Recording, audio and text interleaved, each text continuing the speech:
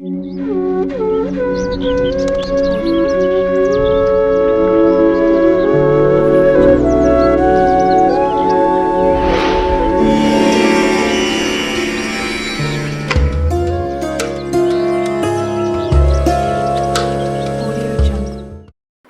చాలా మంది ప్రతిరోజు ఖచ్చితంగా ఏదో ఒక సందర్భంలో అయినా అన్నం తింటూ ఉంటాం కదా.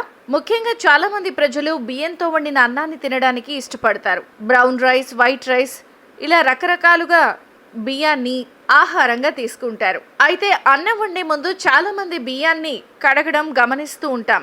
అయితే ఎన్నిసార్లు కడగాలి అనే విషయం మాత్రం చాలా తక్కువ మందికి మాత్రమే తెలుసు. ఎందుకంటే కొందరు బియ్యాన్ని చాలాసార్లు కడుగుతూనే ఉంటారు, మరికొంతమంది చాలా తక్కువగా కడుగుతూ ఉంటారు. ఈ విషయం పైన నిపుణులు ఏం చెప్తున్నారంటే, అన్నం వండడానికి ముందు ప్రజలు చాలా పెద్ద తప్పు చేసే పని ఏంటంటే, బియ్యాన్ని ఎక్కువసేపు నానబెట్టి ఆ తర్వాత చాలాసార్లు కడుగుతారు. బియ్యాన్ని పదే పదే కడగడం వల్ల అందులో ఉండే పోషకాలు నశిస్తాయి. బియ్యంలో ఉండే ఫైబర్ నీటిలో కరిగి జీర్ణక్రియను మెరుగుపరుస్తుంది. నీళ్లలో నానబెట్టిన తర్వాత గంజిని బయటకు పారేయకుండా తాగడం వల్ల కూడా మంచి లాభాలుంటాయని నిపుణులు అంటున్నారు. బియ్యాన్ని నానబెట్టి కడిగితే అన్నంలోని పోషకాలు కూడా తొలగిపోతాయి. అన్నం వండే ముందు బియ్యాన్ని 3 సార్లు కడిగిన తర్వాత 5 నుంచి 10 నిమిషాల్లోపు నానబెట్టి అన్నాన్ని ఉడికించడం మంచిది.